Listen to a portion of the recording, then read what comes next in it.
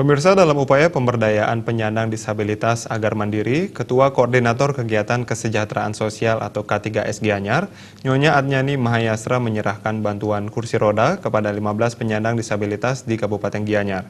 Bantuan yang merupakan CSR dari Yayasan Ciaki Jepang yang diserahkan langsung oleh Nyonya Adnyani Mahayastra, dampingi Mr. Kono dari Yayasan Ciaki Jepang di rumah KDA Rimalini, 47 tahun, lingkungan Tegas Kelot Ubud.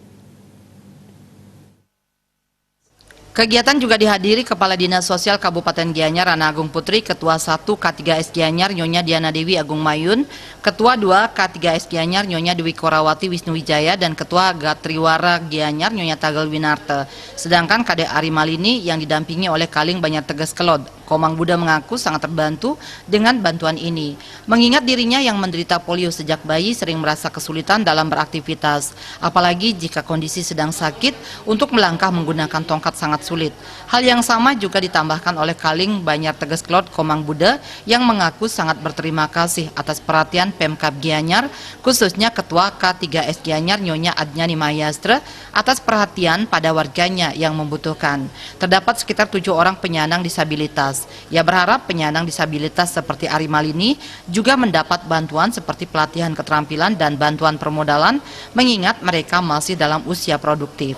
Minimal mereka membuat canang sehingga bisa mandiri secara ekonomi.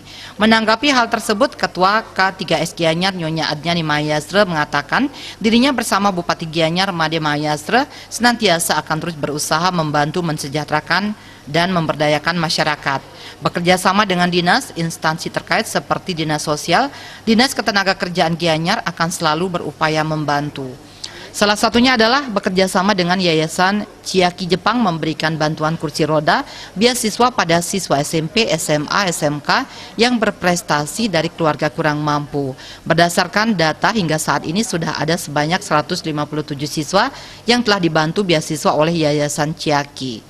Kedatangan Mr. Kono dari Yayasan Ciaki Jepang ke Gianyar adalah juga untuk melihat langsung beberapa tenaga kerja di Gianyar yang akan magang ke Jepang yang difasilitasi oleh Yayasan Ciaki.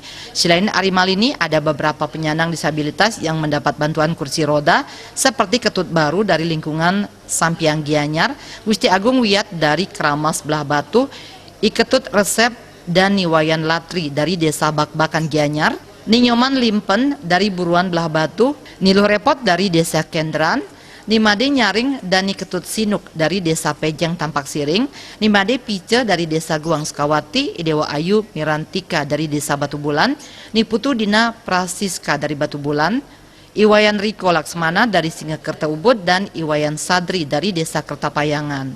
Humas Gianyar melapor.